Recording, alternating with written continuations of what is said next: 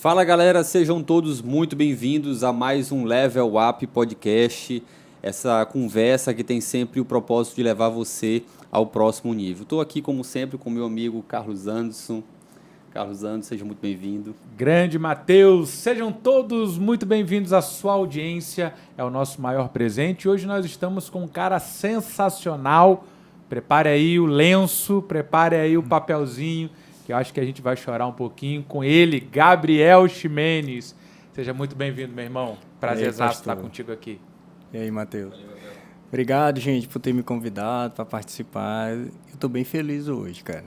Amém. Ainda mais que é um podcast que a gente vai falar de Cristo, é o assunto que eu mais gosto, Amém. de longe. Gabriel Ximenes, hoje o nosso podcast tem um objetivo. Nós sempre tratamos aqui e a nossa finalidade é sempre te levar ao próximo nível. E aí, Gabriel, a gente já falou aqui sobre finanças, nós já falamos sobre educação, nós já falamos sobre vida com Deus e tal. Mas eu acho que hoje o objetivo principal, Gabriel, é nos levar ao próximo nível da nossa fé. Amém. Eu acredito que todos nós, cada um de nós, consegue alcançar um nível de fé, que é um nível de fé onde Deus quer nos levar. Quem é o Gabriel Ximenes? Como é que você entregou a sua vida a Jesus? Hoje, quantos anos você tem? Como foi o teu processo de conversão ao Senhor Jesus? Amém, pastor. Hoje eu tenho 38 anos, né? E o dia da minha conversão eu me lembro, como se fosse hoje, o dia que Cristo me chamou. É inesquecível. Foi assim, ó. Eu tinha 9 anos de idade e a gente se mudou para o Quatraque. E o que aconteceu é que uma vizinha nossa começou a evangelizar a mamãe, conversar sobre a Bíblia, a irmã Virgínia, é o nome dela. E um pastor também chamado Pastor Balata, que ele já até faleceu, ele também ia muito lá em casa falar. E teve um dia que ele chegou para mim e falou assim: Gabriel, preciso te falar uma coisa. Eu, o que, pastor? Eu com 9 anos. Ele falou assim: você ainda não é um filho de Deus. Eu, não.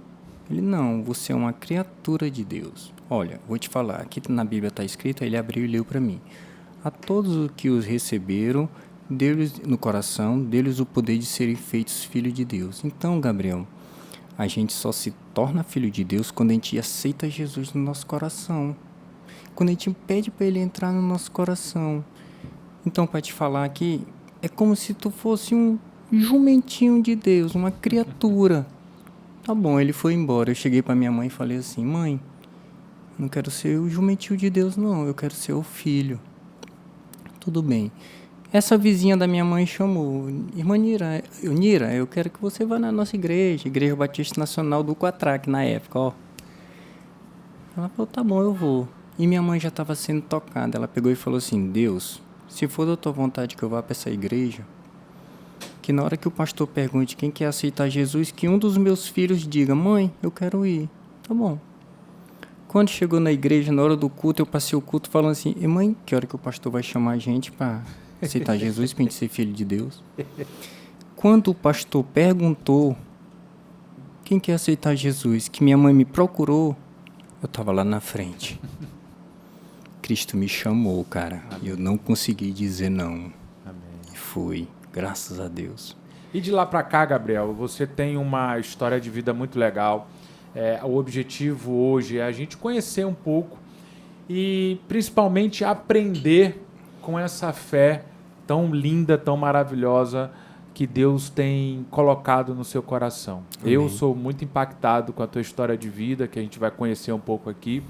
E eu aprendo muito com os níveis de fé que Deus tem te levado, né? Você tem um testemunho e eu quero que você fale um pouquinho aos nossos ouvintes. Você se converte, entrega a vida a Jesus mais ou menos aos 9 anos de idade e tem toda a infância ali ainda, né? Tem a adolescência servindo a Jesus. E tem uma história muito legal que depois que você foi para o encontro, você ficou algumas semanas, alguns dias ali sem conseguir falar, né? Sim. De tão impactado que foi com o poder de Deus. Como foi assim a tua juventude com Deus até chegar mais ou menos o casamento e os sonhos do casamento? Sim. Pastor, graças a Deus eu nunca me desviei. Tu me conhece desde criança, cara. Graças a Deus eu nunca saí dos caminhos do Senhor. E eu não falo isso com orgulho, não. Eu não saí dos caminhos do Senhor porque Ele cuidou de mim. Eu sou uma ovelha dele. E graças a Deus eu fui sempre crescendo. Eu andava com pessoas que entendem da Bíblia. Foram sempre me ensinando, né? E o que aconteceu é que eu sempre tive o desejo, pastor, de casar com a minha primeira namorada. Olha que legal. Eu nunca quis, ficar namorando com um e com o outro. Então, eu com 12, 13 anos, eu botava meu joelho no chão e falava, Deus, eu não quero ficar namorando com um e com outra. Eu quero achar uma mulher para me casar, não quero ficar brincando, não. E Deus atendeu, cara. Com 19 anos, eu com 19, Juliane com 18, eu conheci ela e a gente começou a namorar. Eu sou o primeiro namorado dela, ela é a minha primeira namorada, então eu fiquei bem satisfeito com essa história, entendeu? Que esperei ela. Sim. E aí vocês sempre tinham aquele sonho, como todo jovem casal dentro da igreja, de construir aquela família, de aumentar a família. E aí começou o sonho do filho, né? De terem filho. Exatamente. A gente começou a tentar ter filho. E eu não conseguia. 1 ano, 2 anos, e nada. A gente precisa ir num médico de reprodução humana. A gente foi nesse médico, aí ele fez vários exames comigo, com ela, e viu que ela tinha um problema de infertilidade e que ia precisar fazer tratamentos. O primeiro tratamento que a gente fez, tomou a medicação e ela conseguiu ficar grávida. A gente ficou muito feliz e tal. Um dia ela passou mal no serviço, o médico fez ultrassom e falou, infelizmente perdeu. Ela chegou muito triste em casa, mas ela falou, Gabriel, eu quero voltar no meu médico, quero ir no meu médico. A gente voltou. Ele fez uma ultrassom mais de varredura e conseguiu achar o feto lá na trompa. Não teve jeito. Foi num dia, a gente tomou um remédio para ver se expulsava o feto, mas não teve jeito. A trompa rompeu em casa no outro dia. Nossa. A gente correu para o hospital, resolveu. O Ismael que levou a gente e tal, beleza. Aí o médico falou, olha, agora a gente não vai poder mais tentar engravidar de maneira natural. Já ficou mais difícil ainda. Porque só tem uma trompa, uma trompa. E pode ser que tua trompa seja muito pegajosa e vai ter outra gravidez tubária. A gente partiu para fertilização in vitro. Fizemos 2 vezes aqui em São Luís com um doutor aqui. Uma vez, mas foi 2 implantações. Ela nem ficou grávida. Aí depois a gente fez de novo com outro médico. Ela ficou grávida de gêmeos. Tudo bem, a gente escutou os coraçõezinhos, coisa linda. Um dia passou mal, perdeu. Meu Deus. Beleza. De novo a gente tentou, ficou grávida de gêmeos. E nesse quanto tempo assim, Gabriel? Pastor, não consigo te dizer. Eu acho que foi uns 2 anos e meio, 3 anos a gente tentando. Então era um sonho que vocês estavam alimentando. Isso. Era um sonho que eu tinha, claro, mas era um sonho muito mais da minha esposa. Às vezes eu falava, neném, calma, só que ela tinha muita vontade. Então a gente correu atrás mesmo. Aí em 2017, Juliane ficou grávida de gêmeos. João Gabriel, Marcos Gabriel o primeiro e João. Tudo legal. A barriga crescendo, a gente fazendo tudo feliz. Um dia ela estava em casa e passou mal. Ai, Gabriel, minha barriga está doendo. Aí, não, calma. Depois de uns 3 minutos de noite, ai, minha barriga está doendo. Meu Deus, gente, contração. Entramos no carro correndo. Chegamos no hospital, o médico falou, está em trabalho de parto. 6 meses. 26 semanas, cara. 6 meses de gestação. Está em trabalho de parto. Já está com 8 centímetros de dilatação. Meu Deus. Esse foi um dia, na hora que eu escutei o médico falar assim, está em trabalho de parto, já tem 8 centímetros de dilatação. Eu me lembro do pensamento que eu tive na hora. Eu falei assim, Deus, eu nunca quis existir para me viver um momento desse. Porque eu sabia que meu filho ia morrer, cara. 6 meses de gestação. Eu falei, Deus, eu nunca quis viver para chegar a viver um momento desse. Ela ficou internada, ainda ficou 2 dias no hospital. No 3º dia, o primeiro, o Marcos, que estava com 740 gramas, saiu naturalmente. Aí tirou o remédio para evitar a contração, aí saíram os 2 e foram para a incubadora, todos os 2. Dia 25 de agosto de 2017. Aí, continuou. Aí o que aconteceu? Nesse período, vocês têm essa certa dificuldade para engravidar, né? Começam a colocar diante de Deus em oração, propósito. Sim. E aí vem essa situação das perdas, essas perdas, mas lá em 2017 dá certo. Só que 6 meses, 26 semanas, né? 26? 26. Semanas, os bebês nascem de maneira prematura. Como é que fica a cabeça do cristão no meio disso tudo? Pastor, Duvida de Deus, questiona a Deus. Pastor, eu não me lembro se eu fiquei questionando Deus. Mas eu clamei muito a Ele, cara. Tu é doido, eu pedi muito para Ele pelos meus filhos. Chorava mesmo aos pés dele. E, cara, com esse problema, eu vivi tantos milagres, pastor. Se eu for te contar aqui, tem muitos milagres nessa situação difícil, tu acredita? E eu me lembro que quando eles nasceram, nós fizemos uma campanha de oração na igreja, né? Nós estávamos aqui ainda na igreja do Renascença, a gente orou, a maternidade era do lado. Me lembro, exatamente. E a gente orava e botava a mão lá pro lado da maternidade, a igreja orava, intercedia. E Deus fez o milagre, eles ficaram na maternidade, foram ganhando peso, né? Como foi esse processo dentro da UTI neonatal? Pastor, foi assim, ó. No segundo dia eu tenho que contar logo a história do Marcos, pra gente encerrar aqui a história dele. Encerrar não, para as pessoas saberem. O Marcos Gabriel, que foi o que primeiro nasceu, que nasceu com 740 gramas, logo na primeira noite ele ficou muito grave. Já pegaram uma coisa chamada CVC, catéter venoso central, que é um catéter que vai lá perto do coração, e botaram uma medicação para o coração dele bater. Já ficou mal de noite. Quando a gente chegou de manhã, o João estava sem nenhum remédio, com a frequência cardíaca de 180. E o Marcos com remédio para o coração bater com a frequência de 45. Nossa. Eu já vi, a gente começou logo a chorar e orar, a gente viu, tá muito grave. Meu Deus. Aí teve uma hora que o Juliano ficou fora, pastor, e eu entrei sozinho na UTI. Aí que entra o negócio. Na hora que eu entrei aí a importância da gente ler a Bíblia. A gente conhece a Bíblia, beleza, fica mais fácil para Deus falar com a gente. Na hora que eu entrei na UTI, vi a história para mim de Estevão na cabeça. Eu, eita, pensei na hora, o céu dessa UTI está aberto, porque Jesus veio buscar meu filho. Para quem não conhece a história de Estevão, gente, a história de Estevão é um dos primeiros cristãos e ele foi morto apedrejado. Tá em Atos a história dele. Mas quando ao redor dele estava pessoas com pedra, ele não olhava aquilo. Ele falou, vejo os céus abertos, meu Senhor vem me buscar.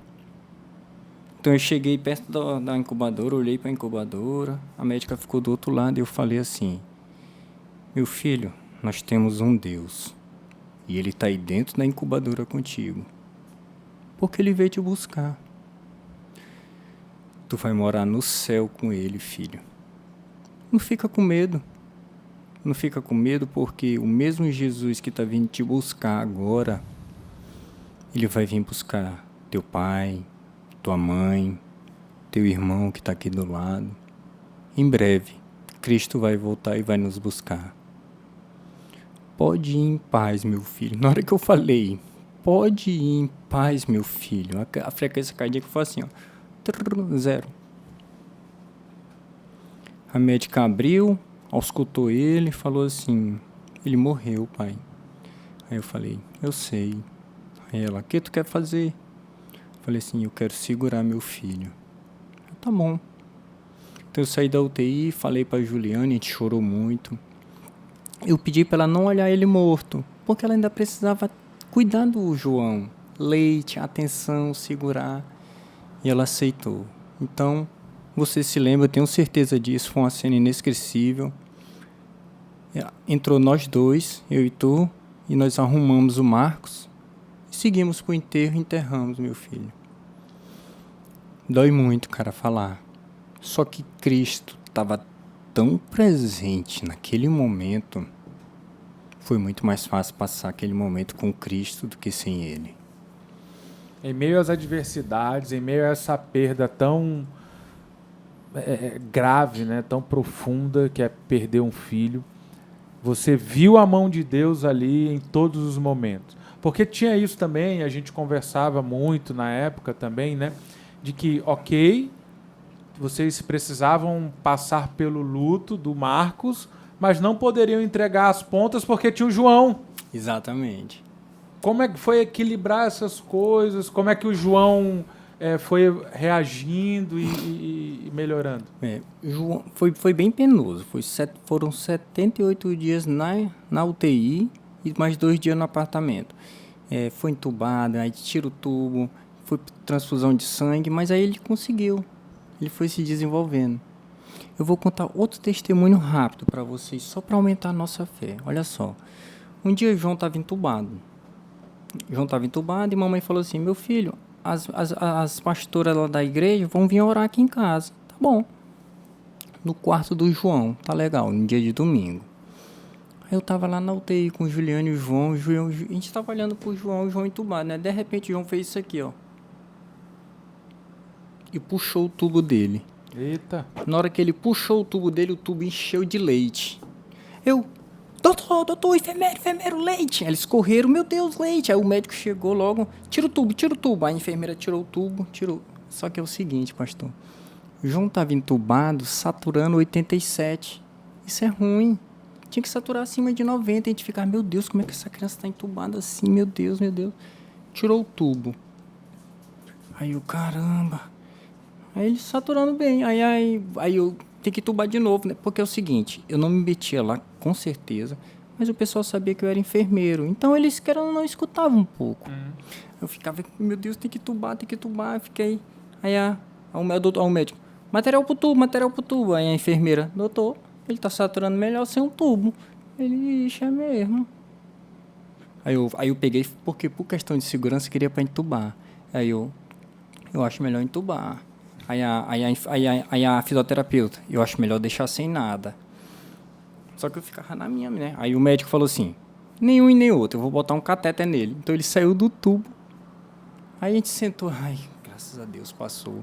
Aí ele tá saturando melhor, só com catéter no nariz, né? Graças a Deus. Aí eu, pá. As irmãs estão lá em casa orando. Rapaz, é complicado demais, pastor, dizer que coincidência. Quem quer dizer disso? Eu sei que foi Deus. Amém. E aí, Gabriel, tem a situação dessa perda, que foi um impacto emocional, que já vinha sendo trabalhado desde as dificuldades da gestação, né, da fertilização, melhor dizendo. Eles nascem, acontece essa perda do Marcos. O João passa esses 78 dias na UTI, mas, para a glória de Deus, ele sai da UTI, começa a crescer, vai para casa, eles começam ali a cuidar do João. Isso foi mais ou menos em agosto, né, quando eles nascem. Eles nascem em agosto. Vão para casa em novembro. Em novembro, né? E logo depois, alguns meses depois, você começa a notar alguma coisa diferente na sua saúde.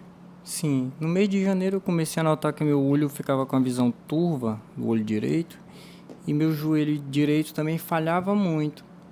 Quando eu estava, por exemplo, no plantão muito agitado, eu chutava a cadeira, eu deixava as coisas cair, as pessoas, eita, enfermeiro, tá desastrado. Eu, não, é porque eu tô apressado, só que eu já via, tem alguma coisa de errado comigo. Aí comecei a ir médico. Doutor, tá acontecendo isso? Aí, não, Gabriel, você está com transtorno de ansiedade generalizada, TAG. Porque você passou um período muito difícil. Estresse muito Isso, agora intenso. nós vamos tratar com medicação, terapias. Beleza, vamos. Tratava e nada. Só que é o seguinte, só com a visão turva do meu joelho, eu achava que era TAG.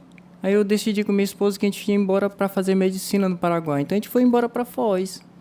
Não tinha nada assim ainda que impedia. Só que aí lá em Foz eu comecei a piorar mais, mesmo me tratando. Aí eu comecei a ir mais médico. Fui neurologista, só neurologia fui 3. Pro terceiro eu descobri. Entendeu? Aí eu já estava eu já estava de um jeito que eu não conseguia carregar meu filho. Eu não conseguia mais correr, cara. Eu cheguei no médico, doutor, eu não consigo mais carregar meu filho, eu não consigo mais correr que eu caio. Aí ele falou, não, agora nós vamos descobrir, Gabriel, nós vamos descobrir. Aí fez uma ressonância, coletou o meu líquido da coluna e pronto, deu lá. Deu o quê? No líquido da coluna deu uma coisa chamada presença de bandas oligoclonais. O que quer dizer isso? Quer dizer que achou anticorpo contra a bainha de mielina. E outra coisa, Na ressonância magnética, deu várias lesões desmielinizantes. O que é a esclerose múltipla? Tem um neurônio que ele é revestido de bainha de mielina, que é uma gordura. Ela está toda comida o neurônio. Então, meu neurônio, que tem que mandar uma raça, tem que mandar uma ação rápida para minha perna ficar esticada, chega bem devagarzinho, ele manda, mas chega lá bem O fraquinho. impulso elétrico não vai. Nem manda, a perna só contrai, não levanta. Entendi. E quando tu recebeu esse diagnóstico, como é que estava a saúde do João? Porque foi uma coisa ali muito próxima entre uma coisa e outra, né? Foi uma perda, foi lidar com a saúde do João, porque já nasceu prematuro. É. Como é que foi depois ainda receber esse diagnóstico dentro desse contexto? A gente descobriu a esclerose em julho de 2020, no final de julho. Não foi tão traumático que eu descobri, não, porque eu já estava me estudando, pelo menos uns 6 médicos últimos me falaram, doutor, acho que eu tenho esclerose múltipla. Porque eu estava me estudando, né? Só que a questão aqui é, Matheus, assim, ó, a gente descobriu em julho de 2020. No começo do mês, a gente descobriu que o nosso filho de 3 anos, o João, né, tem autismo nível moderado. E no final do mês, a gente descobriu que eu tinha esclerose múltipla. Então foi de mim devastador. Meu Jesus. Tipo assim, Juliane vai ter que carregar a família dela nas costas, porque um marido tem esclerose e o outro tem autismo nível 2 de suporte. Entendeu? Então, até quando vai ficar bom esse esclerosado? E até que nível esse autista vai se desenvolver? É duro. Não sei vocês como homem, mas a gente como homem cristão, na Terra, a nossa prioridade... Não estou falando de coisa espiritual, estou falando de coisa física. Sim. É a nossa esposa. Claro. Nossa esposa. Cara, Deus manda a gente chamar ela como Cristo amou a igreja. Cara, isso aí é muito devastador pra mim, velho.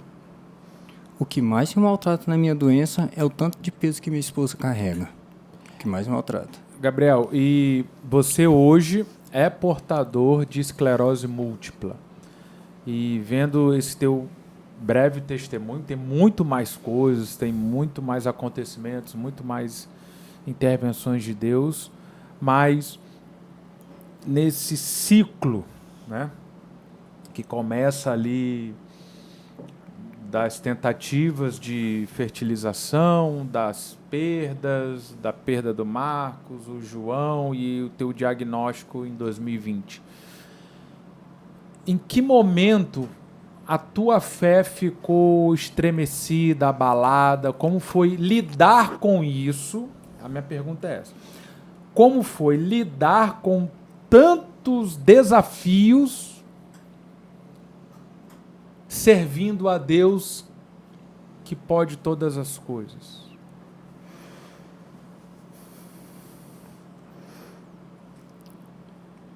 Pastor, assim, ó. Hora nenhuma eu questionei Deus. Eu tenho meus momentos ruins, que eu falo besteira com Deus. Mas eu nunca questionei Deus. Por que eu? Por que não eu, cara? Qual é a diferença de mim pra ti? Qual é a diferença de mim pra Mateus? Podia cair em qualquer um, velho. Eu não sou melhor do que ninguém. Não, a esclerose não pode pegar. Eu sabia disso. Eu também, pastor, tenho uma coisa muito clara na minha mente. A gente só vive o que Deus quer. Não, peraí, que aqui agora o nosso ouvinte vai precisar entender algo. Vou entrar em crise. Me explica isso. Tu estás dizendo, então, que Deus quer ou quis que tu passasse por tudo isso? Eu vou complementar a fala de Carlos, quando tu estava falando sobre a perda, enfim. A mesma fé, uma mesma fé que tu tem, ela te faz aceitar, de certa forma, uma perda e te faz também acreditar que é Deus que está te sustentando, acreditar que é Deus que provém todas as coisas, que o que está acontecendo é permissão dele. Parece contraditório, mas a mesma fé que tu tem é a fé que te leva a tirar as duas conclusões. Exatamente. Eu quero deixar bem claro uma coisa aqui. Todos os dias eu oro para me ser curado e para me melhorar mais de uma vez por dia. Eu acredito que eu vou melhorar. Vocês acreditam? Eu vou melhorar. Olha, eu vou falar um negócio para vocês rapidinho. A esclerose múltipla que eu tenho é a progressivamente primária. Esclerose múltipla é mais comum em mulher. Mas nos homens é mais comum... Não, né? A progressivamente primária é mais comum em homem. É a mais rara, é um pouquinho de gente que tem. Só existe um remédio no mundo todo para ele, o Ocrevus. Que a intenção dele não é melhorar e nem fazer com que o cara pare de piorar. A intenção do remédio é que diminua a velocidade da piora. É essa esclerose que eu tenho. A ciência não tem possibilidade de melhora para mim. A ciência não tem nem possibilidade de parar de piorar. Vocês acham que eu acredito nisso? Não, eu tenho um Deus que é poderoso. Amém. Ponto. Entenderam que eu tenho fé, que eu busco, quem quiser vir orar por mim e ser curado, venha. Só que, pastor, lá em Jó 42:2, Jó 42:2, Jó não era besta não, nunca foi, ele sempre conheceu Deus. Mas Jó 42:2 já é um tempo que Jó passou por tudo. Já tinha passado Meu amigo, perrengue. Ele conhecia Deus sem ter Bíblia, muito mais do que nós três aqui junto com a Bíblia conhecemos. Sabe o que ele disse, pastor? Jó 42:2. Bem sei que podes fazer todas as coisas, vírgula, e que nenhum dos teus planos podem ser frustrados, nenhum. Se eu tivesse vindo para cá e o plano de Deus fosse que eu vivesse saudável, acabou, eu ia viver saudável. Mas se o plano de Deus é que eu fique com esclerose múltipla por esse tempo, porque Ele quer alcançar pessoas, porque Ele quer fazer coisas, Ele tem plano comigo, com esclerose, dói muito dizer isso. Dói. Eu queria que Ele nem ouvisse, mas eu quero fazer todos os desígnios dEle. Amém. Todos. A gente foi, na minha opinião, enganado durante muito tempo, mostrando uma vida de triunfo para o crente, mostrando uma vida de vitória, uma vida de coisa. Meu amigo, pega o Novo Testamento e lê. Paulo tinha uma coisa chamada espinho na carne, que a gente não sabe o que é, mas que incomodava ele, mas Deus disse, mano, minha graça te basta. Vai que eu tô orando para Deus ser curado, e ele bota a mão no meu ombro e fala assim, minha graça te basta, velho, faz a minha vontade. Pastor, me diga uma coisa, o que é que eu vou fazer se Deus escreveu... outro versículo, Salmo 139. Eu vi a tua substância ainda informe, vírgula, e todos os teus dias foram escritos e determinados por ti. Pastor, esse dia aqui foi escrito e determinado por Deus. Amém. Deus pode me curar. Eu posso sair daquela porta, Deus, me curar, me levantar da minha cadeira. Mas pode ser, pastor, que tem uma pessoa que Cristo quer alcançar e que para isso precisa de alguém com esclerose múltipla falar com ele. E aí eu bem sei que nenhum dos teus planos podem ser frustrados. Então ele vai me pegar com esclerose múltipla, vai me levar naquela pessoa. Ela vai entender sobre Cristo. Gabriel, nós não somos super-heróis nem super-heroínas. Cada um de nós, eu, Mateus, você, os nossos ouvintes, cada um de nós é uma pessoa, um ser único diante de Deus, formado de maneira única por Deus e com as suas características únicas também, no sentido de o tamanho da minha fé é com certeza menor do que a tua. Como é? Com certeza é menor do que a tua. Não fala isso, cara. Não. Mas o meu nível de fé é diferente, o meu nível de suportar, de resiliência das provas é diferente, como é diferente do ouvinte que está nos acompanhando agora. O fato é que nem você, nem eu, nem os nossos ouvintes somos super-heróis ou super-heroínas. Sim. Temos os dias maus. Tem um dia que a gente acorda realmente diante de tantos obstáculos e várias adversidades e a gente pergunta, onde está Deus? Você passou por isso? Muitas vezes. E ainda passo. Ainda passo. O que fazer nesses dias maus?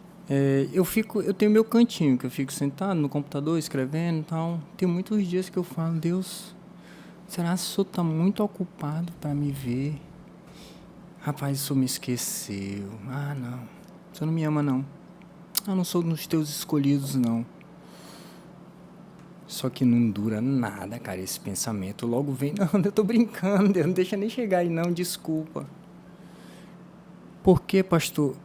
Quando você se coloca na presença de Deus, Ele não te deixa abandonado.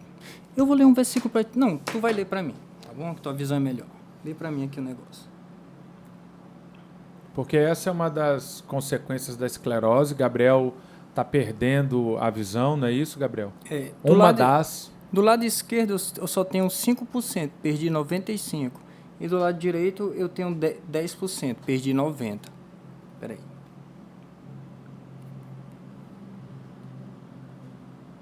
Lê para mim, pastor.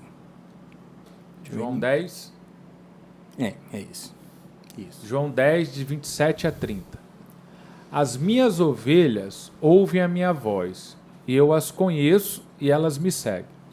Eu lhes dou a vida eterna, e elas jamais perecerão. Ninguém as poderá arrancar da minha mão. Meu Pai, que as deu para mim, é maior do que todos. Ninguém as pode arrancar da mão de meu Pai. Eu e o Pai somos um. Essa passagem é muito bruta, ela vai lá dentro do cara. Por quê, pastor? O que eu penso? O que explica aí? Quem me deu para Jesus foi Deus. Deus me pegou uma ovelha e falou assim, pega, Jesus, isso aqui a ovelha é tua. O que ele está falando? Que nenhuma das ovelhas que Deus pegou e deu para Jesus se perde. Eu sou uma dessas ovelhas, pastor. Então posso estar com raiva, irado com Deus, mas logo passa. Ele fala comigo na própria palavra dele. Ele mostra coisas assim que, meu Deus. Eu vou te falar uma coisa. Eu sempre fui crente desde os 9 anos, certo? Nunca me desviei. Agora, se eu falar para ti assim, pastor, tem 4 anos e meio que eu tô com esclerose múltipla. Mas nesses 4 anos e meio eu não aprendi quase nada sobre Deus. Sou um mentiroso grande. No meu tempo de cristão, nesses 4 anos e meio, foi o tempo que eu mais aprendi, cara. Foi o tempo que ele mais me ensinou. E é assim, pastor, eu passei um tempo recluso no meu canto. Ok. Sem fazer nada. Depois peraí, não, velho. Vou sacudir a poeira, eu tenho coisa para fazer e Cristo me chama. Ok. Então hoje eu estou escrevendo um livro sobre Efésios. Efésios comentado por um crente comum, não é por um teólogo. Vou comentar todos os versículos, já fiz até o capítulo 4, falta 5 e o 6. Isso me fortalece, porque é a palavra dele. Sabe, pastor? E por que Efésios? Rapaz, eu gosto muito de Efésios, cara. Efésios. Paulo escreveu Efésios porque os Éfesos viviam numa cidade complicada. Bem parecido com o que a gente vive hoje. As orientações que Paulo dá para marido, esposa, filho, servo, patrão, são orientações ótimas para o dia de hoje. E Paulo, ele é muito legal em Efésios. Faz isso, não faz isso. E não é uma questão de legalismo, não. Eu não estou deixando de fazer o que é errado e fazendo o que é certo porque eu quero conquistar bênçãos? Não. Porque eu quero ir para o céu? Não.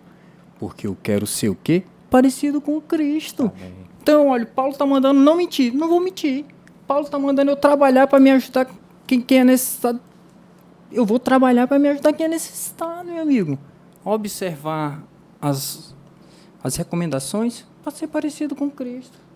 É o que a gente tem que fazer, entendeu? Amém.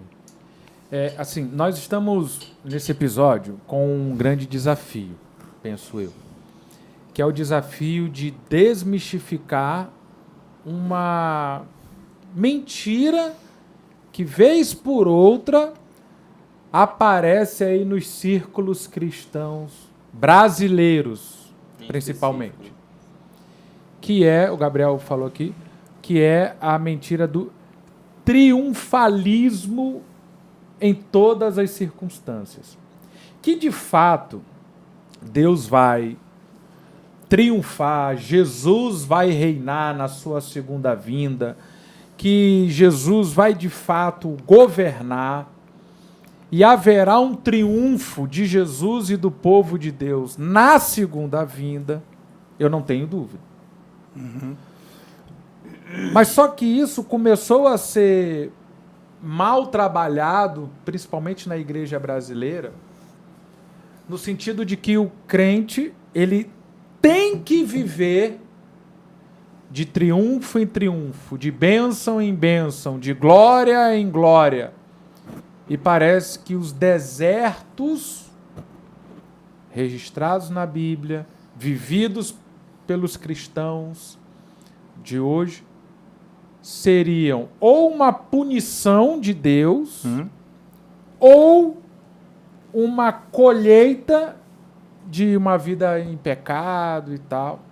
E a gente precisa desmistificar Ou que se isso. o cristão não tem todo esse triunfo é porque ele não tem a mesma fé, ele não tem o mesmo conhecimento bíblico. E isso tem adoecido muitas pessoas dentro da igreja. Ah, por que o fulano tem uma vida de triunfo e eu não tenho? Será que Deus ama mais a ele do que a mim? O que eu estou fazendo de errado na minha fé, no meu relacionamento com Deus, que ele está fazendo de correto? Sim. Gabriel, você fala que de toda a sua caminhada cristã, desde os 9 anos de idade até hoje, nos últimos 4 anos e meio, foi o período em que você mais aprendeu de Deus. Qual foi o episódio nesses 4 anos que mais exemplifica isso? Você sai de São Luís, vai para Foz do Iguaçu, você vai buscar um sonho profissional, sua esposa acompanha com o seu filho. Lá você descobre o diagnóstico, né, da esclerose. A sua condição de saúde vai piorando. Você continua na faculdade se destacando como um dos melhores alunos da turma. Mais ou menos. É isso, porque alguns professores falavam isso, falaram, cara, se todo mundo fosse igual ao Gabriel, a gente só tinha a melhor faculdade de todos os tempos aqui, por causa da tua resiliência, da tua força, da tua superação. E aí você volta para São Luís. Sim. Né? Nesses 4 anos, o que mais te marcou de aprendizado de Deus? Eita, é difícil. Não tem um episódio, pastor. Ele tá comigo na caminhada, entendeu? Tanto na ida para Foz, ele ensinou muita gente, quanto a gente lá, e quanto na volta. Ele ensinou muito a questão da soberania dele. Que a gente ora, a gente busca, mas a gente está aprendendo, eu e minha esposa, cada vez mais, confiar nele. Saber que ele tem propósitos. Tem coisa ruim, pastor. Paulo, quando escreveu a carta de Efésios, estava preso. Mas na hora nenhuma você vê, ele se gloria porque ele está preso no Senhor, cara. Na hora você vê assim, gente, olhe para que eu seja liberto, eu estou aqui, preciso triunfar, gente. Não, ele está preso, está tranquilo. Cara, a carta de Filipenses, que ele estava preso, pior. É uma carta linda. E a gente, pastor, antes eu ficava pensando, cara, os apóstolos passaram por isso, os primeiros cristãos, por amor a Cristo. Tudo bem, eu passo por essa doença aqui. Depois Deus foi ministrar no meu coração assim, eu passo por esclerose múltipla também por amor a Cristo. Eu falo muito mais de Jesus hoje, tenho muito mais oportunidade de falar de Jesus hoje do que antes. Se eu falar que não, estou mentindo. Se eu falar que Deus não está glorificando o nome dele na minha doença, eu estou mentindo. Gente, a vida aqui vai passar, é pequena. Eu não vou ficar para sempre com esclerose múltipla, não. Um dia vai ter a festa da Bodas do Cordeiro, eu vou estar lá saudávelzinho. Amém. Eu quero estar curado aqui, gente. Quantas pessoas vocês acham que chegou para minha mãe e falou assim, irmã Nira, diz pro Gabriel procurar algum pecado, confessar os pecados dele. Olha só. Quantas vezes falou assim, irmã Nira, Gabriel fica dizendo que se for da vontade dele, se for da vontade de Deus, ele quer fazer a vontade com a esclerose. Não, diz pra ele, tem que dizer para Deus, Deus, eu não aceito a esclerose. Pastor, não tenho coragem de falar isso para Deus. Deus, eu não aceito a esclerose na minha vida. Aí ele olha para mim, eita filho, eu fiz uns planos para ti aqui com esclerose, ó, mas eu não aceito, Deus, eu quero ser curado. E ele, rapaz, não, pastor, eu não sou o centro não, pastor, o centro é Cristo, não é minha vontade não, pastor, eu quero ser curado, eu quero ser feliz, eu quero ser bem de vida, mas pastor, é a vida de Cristo que importa na minha vida, por mais duro que seja para dizer, é a vida de Cristo que importa, eu quero melhorar cada dia para me ser parecido com Ele, pastor. Eu quero ser um canal que as pessoas... Rodolfo Abrantes tem uma música muito bonita que ele fala assim, mais ou menos, que ele quer ser o lugar que as pessoas encontrem Cristo. Eu quero ser esse lugar. De alguém pensar, poxa, estou tão aflito hoje, precisava de um... eu vou na casa do Gabriel para ele orar por mim. Rapaz, tu é doido, é o que eu mais quero, pastor. Eu não quero que alguém chegue lá em casa, eu quero. Alguém chegue lá em casa, Gabriel, tá acontecendo isso aqui na minha pele. Porque muita gente me procura, que sou enfermeiro, tal, pergunta. E muita gente vai lá em casa também para conversar sobre carro antigo, que é um assunto que eu amo. Só que nenhum desses se compara quando alguém chega. Gabriel, queria te fazer uma pergunta da Bíblia. Pronto, fez minha felicidade. Gabriel, e como é que... Tu já tocou nesse assunto algumas vezes, mas eu queria que a gente falasse de forma mais amplificada. A gente tem muito, por mais que a gente viva o Evangelho, por mais que a gente esteja na igreja todos os domingos e tal, e que a gente lê a Bíblia, a gente tem, infelizmente, talvez, né, muito mais nítido a nossa vida terrena do que a nossa eternidade. Muito mais o quê? Nítida, muito sim, mais sim. latente, de certa forma. A gente vive intensamente a nossa vida aqui e muitas vezes esquece de ter essa mesma visão que tu tem, de que isso aqui é temporário, de que isso aqui não é eterno, de que o meu tesouro está no céu. Como é que essa doença te ajudou a não é que ela talvez criou isso, porque é óbvio que isso faz parte da nossa fé, mas com certeza ela te dá uma visão diferente. Ela te dá uma visão talvez de que isso aqui é passageiro, de que você não vai viver isso para sempre, como tu falou. Um dia a gente vai estar lá nas bodas do Cordeiro. Eu queria que tu falasse um pouco disso também, né? Dessa visão de que a gente está aqui no momento temporário, né? Mateus, isso é diariamente que eu tento trabalhar em mim, mas eu sei que é Cristo trabalhando. Acontece muito de eu ter momentos bem ruins mesmo, cara. Tipo, às vezes eu caio no banheiro, minha esposa vai me ajudar, eu não consigo fazer nada, ainda ela não consegue, porque eu não tô ajudando, que eu tô morto. Eu fico sentado no chão, com muita raiva, muito ódio mesmo, e às vezes eu quero questionar Deus, às vezes eu questiono, mas muitas vezes eu consigo pensar, vai passar. Já vai passar. Eu vou estar lá na boda do Cordeiro. Cara, lá vai ser tão bom, pastor, que eu acho que eu vou olhar para Jesus. Tu acha que eu vou chegar? Pastor, Jesus, por que eu tive esclerose? Quero lá saber disso, nada, senhor. Eu queria viver lá. Aí isso me dá ânimo, me dá conforto. Vai passar. Isso me dá muito mais conforto do que eu ficar pensando, vou ser curado. Eu quero ser curado, gente. Mas não está na minha mão. O controle está na mão de Deus. O que eu posso fazer é seguir a Cristo da melhor maneira possível. Como eu tenho, é como cada crente tem que fazer. O pastor é saudável, tem que seguir a Cristo da melhor maneira. O Mateus é saudável, tem que seguir a Cristo da melhor maneira. Eu estou doente, tem que seguir a Cristo da melhor maneira. Estou falando fino, viu? Tem que seguir a Cristo da melhor maneira, entendeu? Isso é trabalhar diariamente em mim.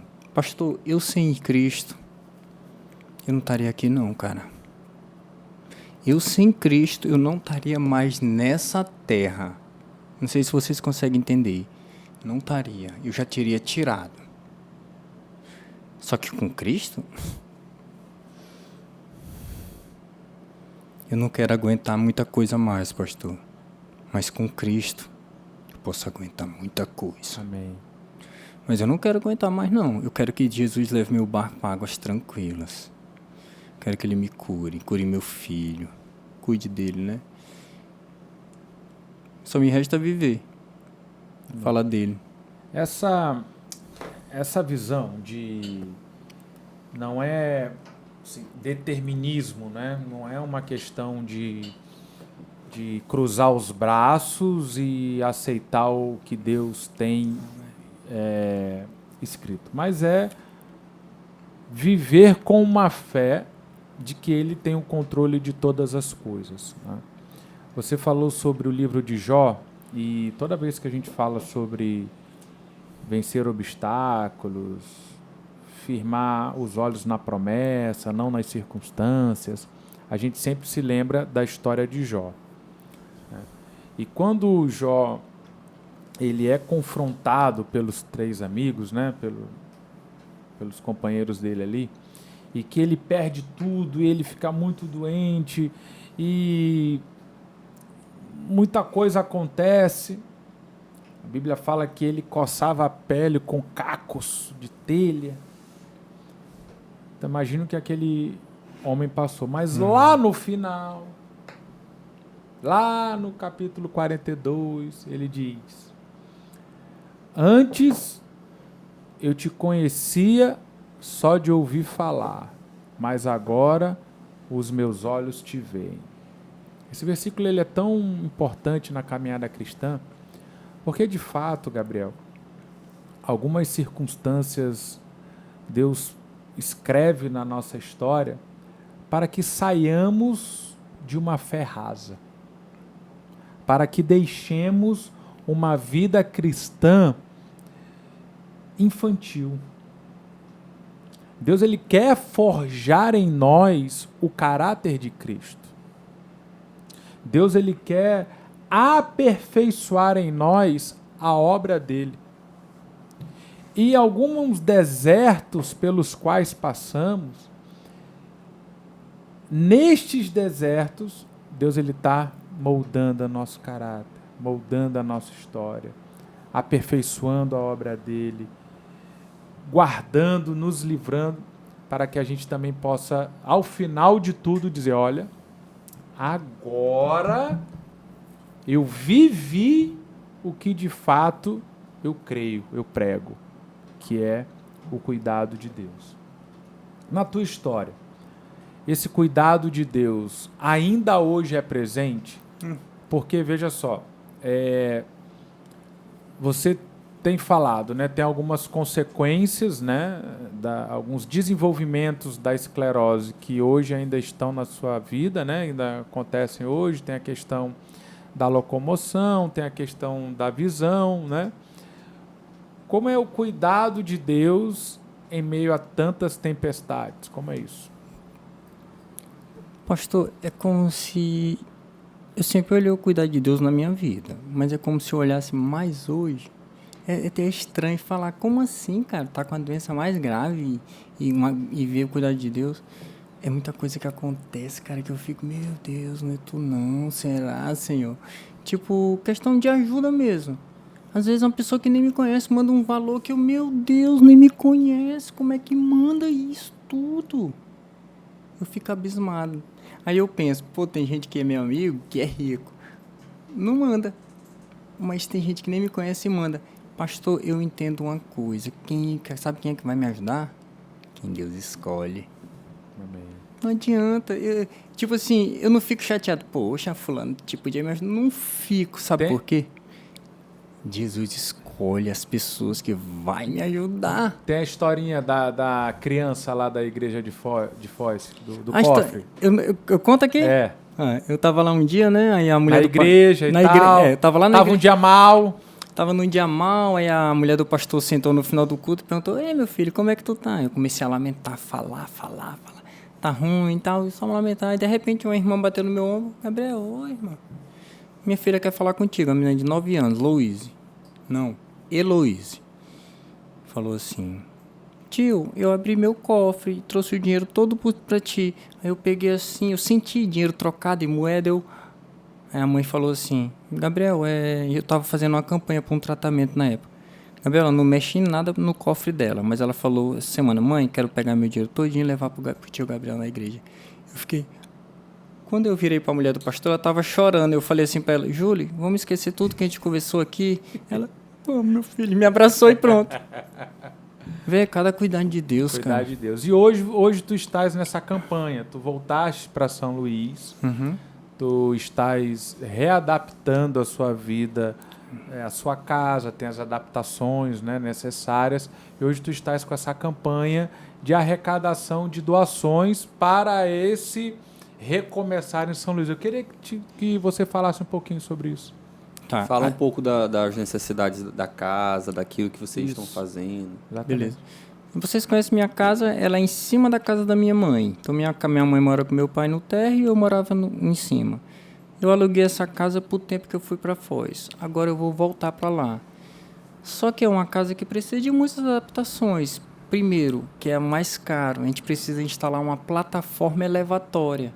Não é um elevador, que o elevador é bem caro, mas tipo aquelas que tem agência de banco, você aperta, sobe. Mas não é barato também. A gente Porque vai... hoje tu estás na cadeira de rodas, tem a Isso. locomoção mais difícil, Isso. já não consegue subir escada. Não. 4, 5 degraus baixinho eu consigo, porque eu ando de andador dentro de casa. Mas para andar bastante já tem que ser... É bastante assim, 30 escada. metros eu já vou de cadeira de rodas. Então na nossa casa a gente vai precisar instalar uma plataforma elevatória. A gente vai precisar adequar a casa dentro. A gente vai precisar adequar os 2 banheiros. A gente vai precisar abrir todas as portas, porque precisa dar espaço para entrar de cadeira ou de andador.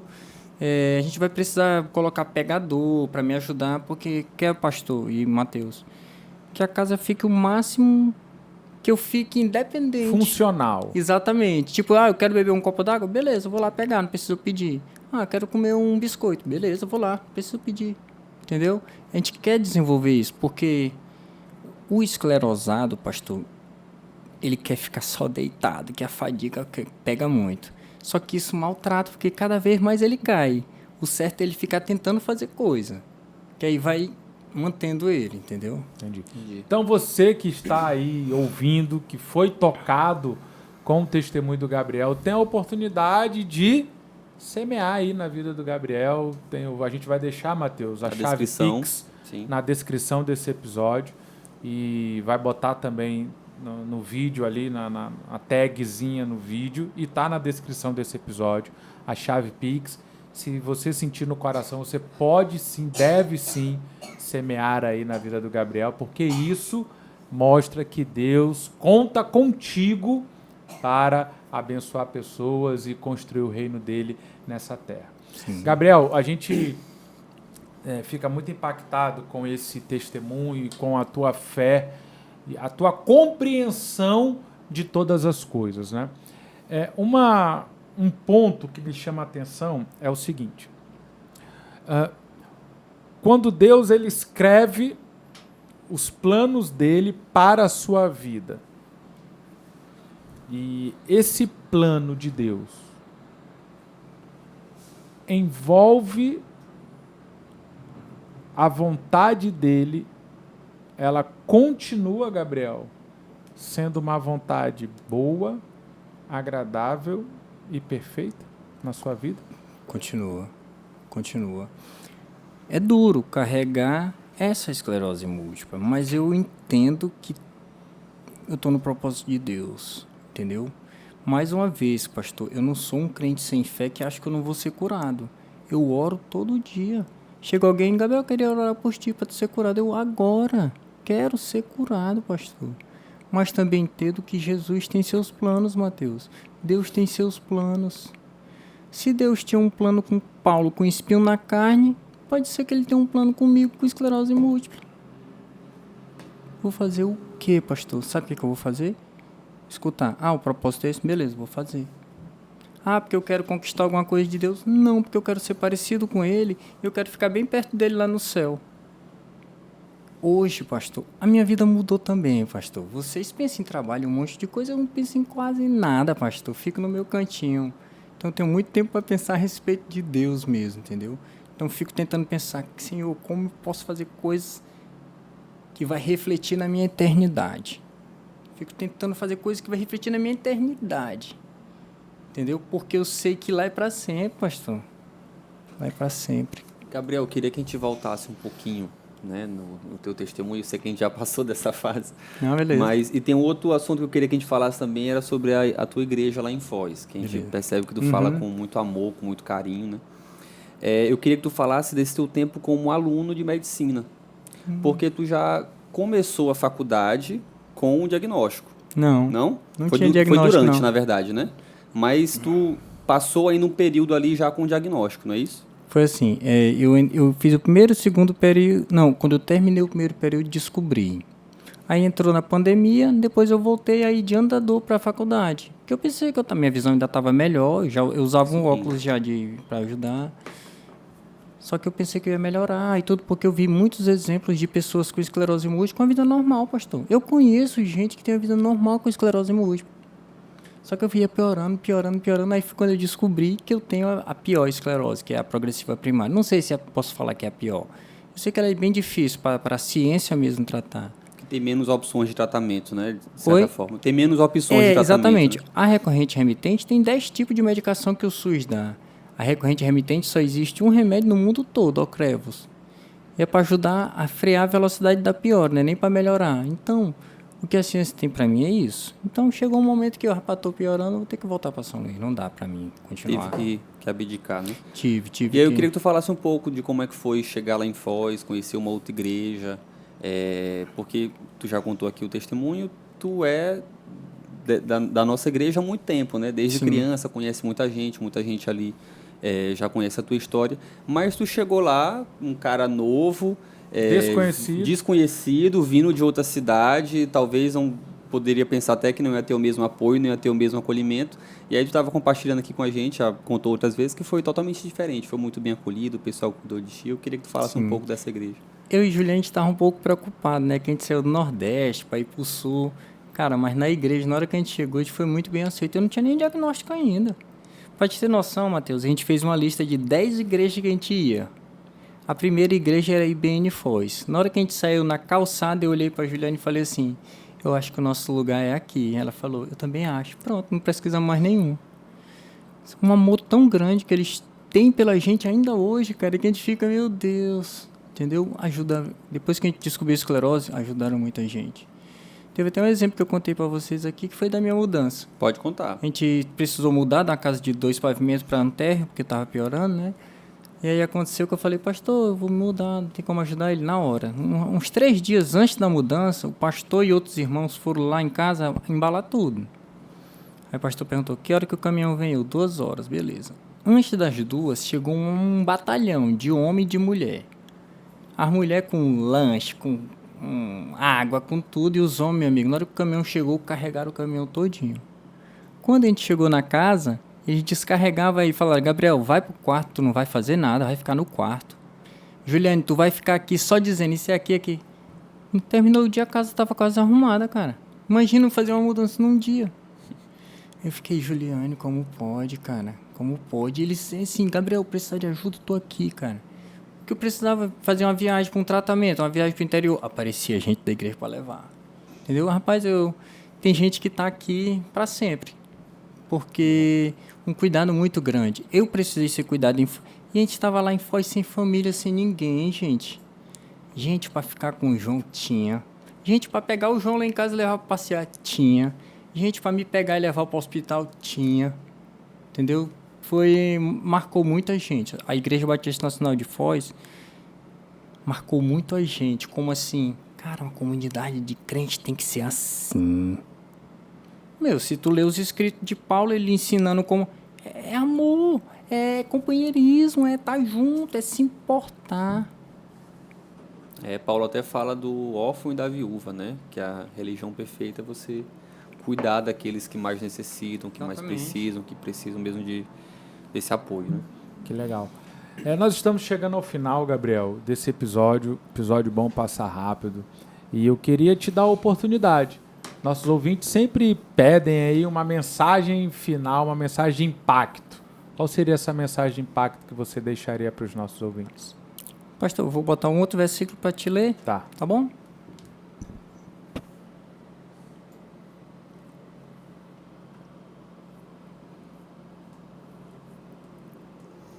Esse versículo foi escrito para mim.